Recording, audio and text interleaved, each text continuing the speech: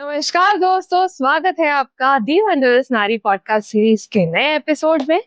दोस्तों, अगर मैं आज आपसे कहूँ कि एक औरत थी जिसने 40 मर्दों को कायर कहा और वही 40 मर्द इतिहास के अमर शहीद बन गए।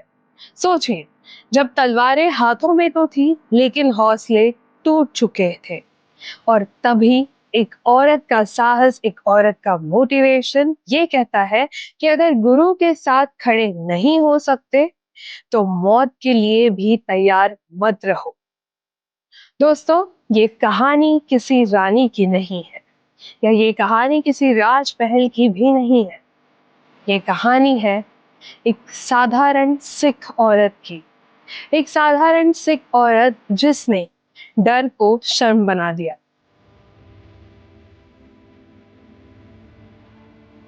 आज की कहानी है माई भागो की। माई भागो 17वीं सदी का पंजाब। यहाँ सिख होना सिर्फ एक पहचान नहीं था, ये एक प्रतिज्ञा थी। इसी धरती पर जन्म हुआ भाग कौर का, जिन्हें आगे चलकर इतिहास माई भागो के नाम से जानता है। वो किसी राजघराने में पैदा नहीं हुई थी, उनका जीवन आराम से भरा नहीं था, लेकिन उनके घर में गुरु ग्रंथ साहिब था और उनके संस्कारों में ये बात गहराई से बैठी थी कि अन्याय के सामने चुप रहना भी पाप है। सिख परंपरा में औरत और मर्द के बीच धर्म की जिम्मेदारियों को लेकर कोई फर्क नहीं किया गया। इसीलिए भाग कौर ने बचपन से ही घुड़सवारी सीखी, शस्त्र विद्या सीखी और सबसे जरूरी निर्णय क्षमता, निर्णय लेने की सीख। वो जानती थी कि जरूरत पड़ने पर तलवार उठाना भी सेवा ही। अब समय आता है उस दौर का जब सिख इतिहास की सबसे कठिन परीक्षा शुरू होती है। सन 1704 आनंदपुर साहिब। गुरु गोविंद सिंह और उनके अनुयायी महीनों से घेराबंदी में फंसे हुए थे। एक तरफ बाहर मुगल सेना थी, साथ में ही पहाड़ी रियासतों के शासक भी। अंदर भूख थी, प्यास थी, बीमारियां थी। बच्चे रो रहे थे, बुजुर्ग टूट चुके थे और कई सिखों के मन में एक ही सवाल था, क्या हम जिंदा बच पाएंगे? इसी बीच मुगलों ने वादा किया। लिखित वादे उन्होंने अंदर तक पहुंचाए। ये भरोसा दिलाया गया कि अगर गुरु किला छोड़ दे तो उन्हें सुरक्षित जाने दिया जाएगा, सभी की जान बख्श दी जाएगी। और यहीं पर इंसान टूटता है, धर्म से नहीं, डर से। लगभग 40 सिखों ने ये तय किया कि वे अब और नहीं लड़ सकते। उन्होंने गुरु गोविंद सिंह जी से एक लिखित पत्र में कहा कि वे अब उनके सिख नहीं रहे। ये विश्वासघात था, लेकिन ये इंसानी कमजोरी भी थी। इतिहास उन्हें कठोर नजर से देखता है, लेकिन दी वंडरस नारी की कहानियां हमें ये याद दिलाती है कि डर भी मानव स्वभाव का एक हिस्सा ही है। जब ये खबर भाग कौर तक पहुंची तो उन्होंने इसे स्वीकार नहीं किया। उन्होंने उन 40 पुरुषों के सामने खड़े होकर सवाल पूछा, क्या भूख धर्म से बड़ी हो गई है? क्या डर गुरु से बड़ा हो गया है? उन्होंने कहा, तुम भूख से नहीं हारे, तुम डर से हारे हो, और डर के आगे झुकना सीखी नहीं है। उन शब्दों ने कुछ ऐसा कमाल किया जो कोई हथियार नहीं कर सकता था। 40 टूटे हुए लोग खुद के नजर मिला ही नहीं पा रहे थे।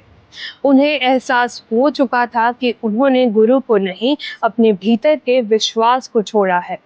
माई भागो के नेतृत्व में उन्होंने वापसी का फैसला किया, जो सबसे क्रांतिकारी फैसला माना जाता है, ये जानते हुए कि ये वापसी शायद मौत की ओर होगी।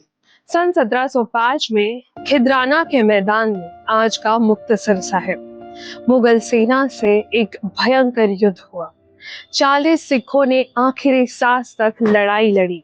एक एक कर वे सभी शहीद हो गए, लेकिन उन्होंने दुश्मन की सेना को पीछे हटने पर मजबूर कर दिया था। जब गुरु गोविंद सिंह युद्ध भूमि में पहुंचे और उन शहीदों को देखा, तो उन्होंने वो पत्र फाड़ दिया जिसमें सिखों ने गुरु को छोड़ा था।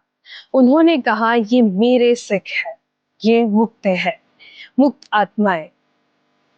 माई भागो भी इस युद्ध में गंभीर रूप से घायल हुई थी, लेकिन जीवित रही। गुरु गोविंद सिंह ने उन्हें अपनी निजी अंगरक्षक बनाया। ये सिर्फ सम्मान नहीं था, ये घोषणा थी कि सिख इतिहास में स्त्री नेतृत्व स्वीकृत है। गुरु गोविंद सिंह के नांदेड़ पहुंचने और 1708 में वहां ज्योति जोत समाने के बाद माई भागो ने भी वहीं रहकर आध्यात्मिक जीवन अपनाया। कहीं से ऐतिहासिक रिसोर्सेस के अनुसार उन्होंने नांदेड़ के आसपास गुरुमत का प्रचार किया और लगभग 1720 ईस्वी के आसपास उनका देहांत हुआ। आज हुजूर साहिब नांदेड़ में बुंगा माई भागो और उनसे जुड़े स्मृति स्थल मौजूद है। दोस्तों, दी वंडरस नारी की हर कहानी की ही तरह ये कहानी भी हमें एक सच्चाई याद दिलाती है। आज मुक्तसर साहिब में उनके स्मारक है, उनकी प्रतिमाएं साहस का प्रतीक है और सिख स्त्रियां उन्हें अपनी पहचान मानती है। माई भागो कोई अपवाद नहीं थी, वो उस सिख दर्शन की प्रतिनिधि थी जहां औरत सिर्फ प्रेरणा नहीं, नेतृत्व भी कर सकती थी, जहां साहस जेंडर नहीं देखता, जहां गलती करने वाले को भी सुधार और सम्मान का अवसर दिया जाता है। अगर आज माई भागो हमारे सामने होती तो शायद हमसे यही पूछती, तुम किस डर से आगे झुके हो और क्या तुम्हारे भीतर खड़ा होने का साहस अभी जिंदा है या नहीं।